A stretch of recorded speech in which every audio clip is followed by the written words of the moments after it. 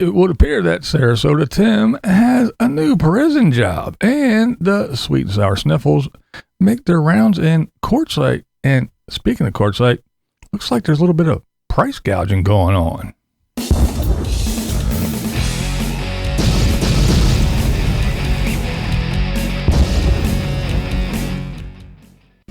Now we all know the sleepy little town of Quartzsite goes from, like a population of, say, 2,000, 2,500, something like that, to about 2 million when it comes to this time of year.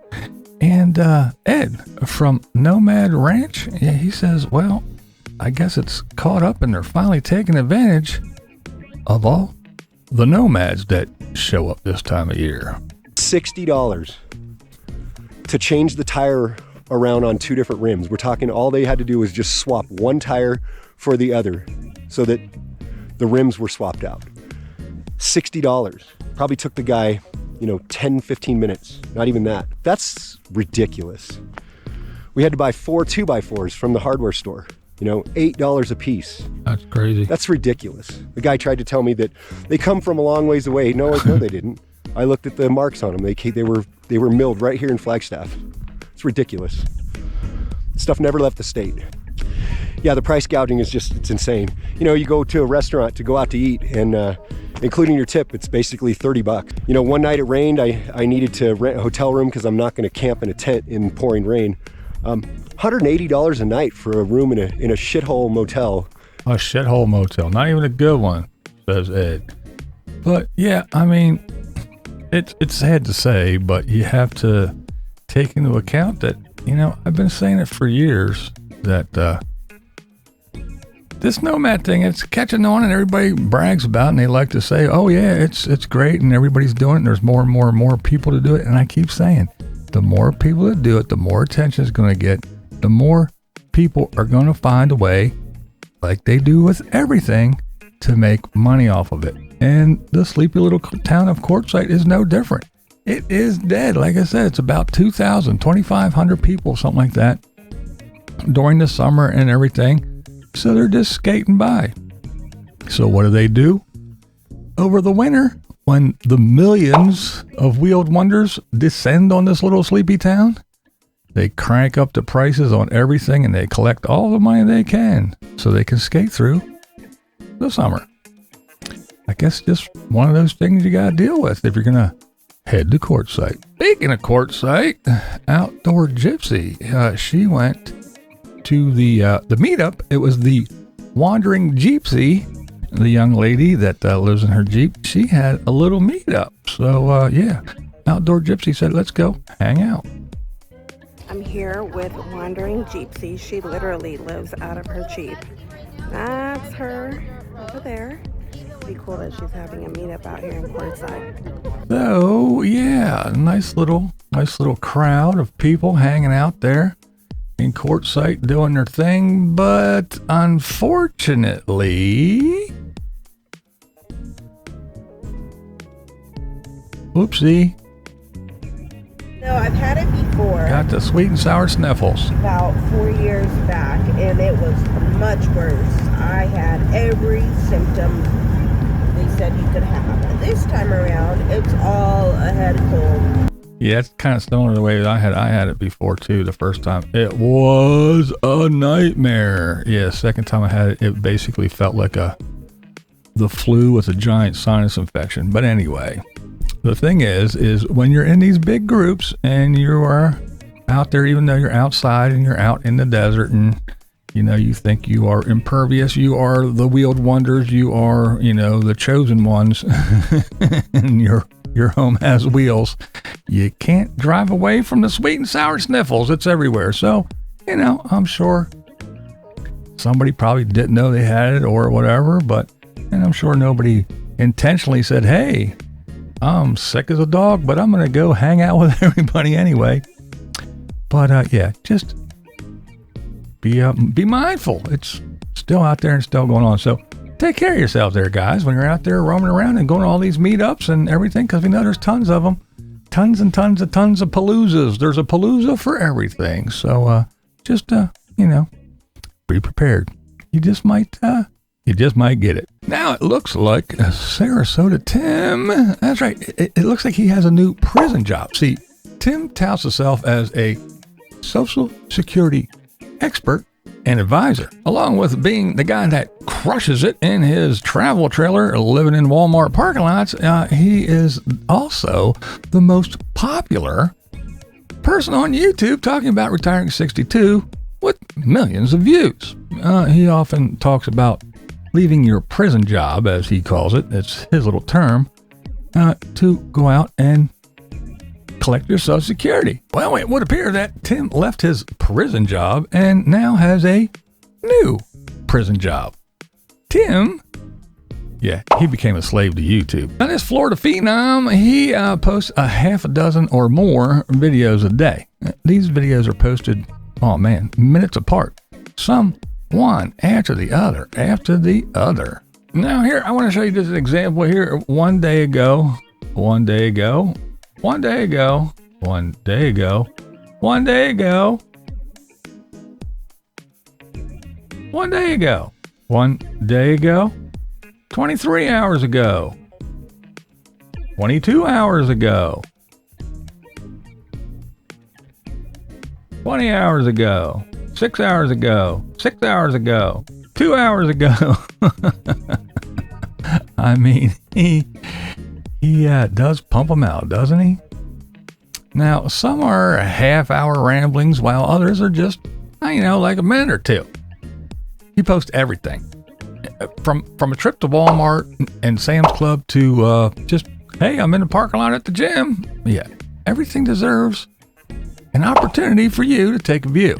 And yes, you would be correct in assuming that with the frantic, overwhelming amount of videos, yeah, one would run out of shit to say. This results in the repetitive regurgitation of the same shit over and over again. And now, this is very telling, and not just, for the quick-tongued salesman, but for his viewers as well. Maybe I should try a week of Tim posting. I'll post everything I do. I'll just point, shoot, and upload every hour or two. Relax. I would never do that. I'm not that self-absorbed as to think that my every move is compelling, watchable content. The other thing is that I don't throw unedited ramblings up just to have more chance for some AdSense. Now, ramblings maybe, yes, but they're edited ramblings, and certainly not multiple times a day. Now, to the average onlooker, it is very apparent that Tim is chasing the million-view video once again.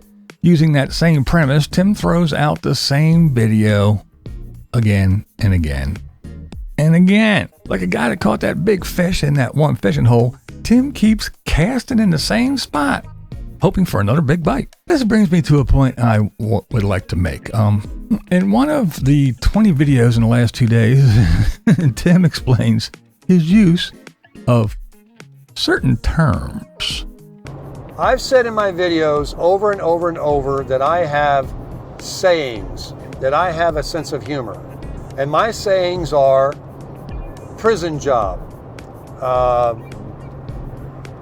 I used the saying that you can't believe a darn thing I say, but I say the other word. Yeah, he says it's the bad word, but that's not it. But here's my thoughts on this. Here's my opinion, and I know it's unsolicited, but you clicked on it, so you're gonna fucking get it anyway. All right, here you go. I think that when you're talking about life-altering decisions, you need to be serious. When you're jabbering about crushing it in your crasher, you can be jovial and loose with your little terms that you use. However, when you are talking about the financial future of people over a certain age and the impact it will have on their, well, let's just face it and say their last years, come on, dude. Drop the humor into Tim terms. I mean, it's bad enough to use the salesman math to convince people that your broke ass is crushing it. You know what I mean? A car is say, X amount. The salesman says that will be $600 a month. You say, well, I can't afford that. The salesman then asks that all-important question. Well, what kind of monthly payment can you afford and are you looking for? And then you dumbfounded and stupidly you say, well, I can do it for $450 a month.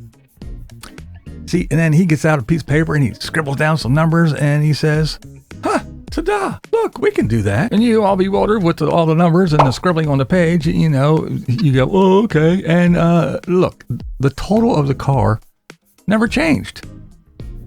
By some miraculous mathematical equation, your monthly payment decreased $150. And all this after explaining it's simple math.